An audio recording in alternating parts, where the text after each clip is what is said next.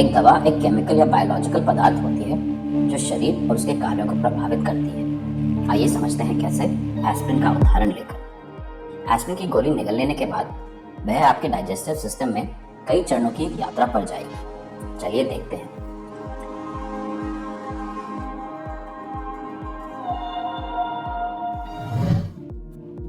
पहला चरण, एब्जॉर्प्शन।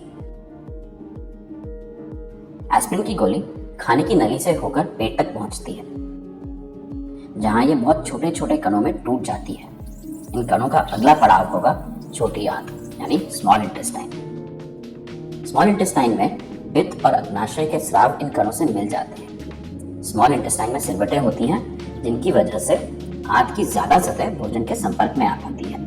इन सिरवटों पर उंगलियों की आकार की छोटी छोटी बनावटें होती हैं, जिन्हें विलस कहा जाता है। हर विलस में ब्लड कैपिलरीज होती हैं। विलस पोषक तत्वों, जिन्हें यहाँ पर हरे रंग में दिखाया गया है, उनको अवशोषित करके इन कैपिलरीज को दे देते हैं। दवा का अवशोषण तब होता है जब वह प्रवेश करती है खून में, जो कि दवा को पूरे शरीर में फैला देता है। अगला चरण, डिस्ट्रीब्यूशन। ब्लड प्लाज्मा में एल्ब्यूमिन नाम के अणु होते हैं। एल्ब्यूमिन पोषक तत्वों से जुड़कर उन्हें पूरे शरीर में पहुंचा देता है। उसी तरह एल्ब्यूमिन दवा से भी जुड़ जाता है। यहाँ आप एस्पिरिन के अणुओं को एल्ब्यूमिन से जुड़ते हुए देख सकते हैं। एस्पिरिन के जो भी अणु एल्ब्यूमिन से जुड़ जाते हैं, उन्हें लिवर फिल्टर करके शरीर से बाहर निकाल देता है। केवल शेष एस्पिरिन अणु ही शरीर में फैलकर अपना काम कर पाते हैं। अगला चरण, मेटाबॉलिज्म। एस्पिरिन की यात्रा का अगला पड़ाव है लिवर। एस्पिरिन युक्त ब्लड लिवर की नीचे वाली नस से लिवर में जाता है और ऊपर वाली नस से बाहर निकल जाता है।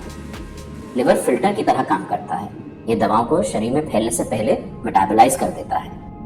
एस्पिरिन की बहुत कम मात्रा ही सफर में आगे बढ़ती है और दर्द वाली जगह तक पहुंचती है।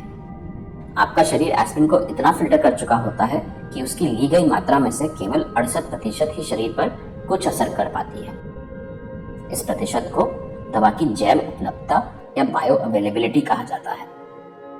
अगला चरण, एक्शन। अब हम उस जगह पहुंच चुके हैं जहां स्किन के टिश्यू को चोट लगी है। स्किन टिश्यू यहाँ प्रोस्टाग्लैंडिन नाम का एक केमिकल बना रहे हैं, जो सूजन पैदा कर रहा है। प्रोस्टाग्लैंडिन स्किन में मौजूद उन नर्व्स को भी संदेश भेज रहे हैं जो दर्द का एहसास होने के लिए जिम्मेदार होती हैं। एस्पिरिन के अणु खून के माध्यम से यहाँ पहुंचकर इस प्रोस्टाग्लैंडिन को बनने से रोक देते हैं।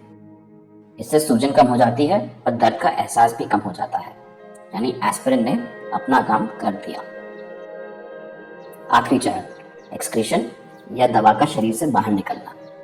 खून में बची हुई एस्पिरिन इसी तरह शरीर में घूमती रहती है जब तक कि वह पूरी तरह से इस्तेमाल नहीं हो जाती या शरीर से बाहर नहीं निकाल दी जाती।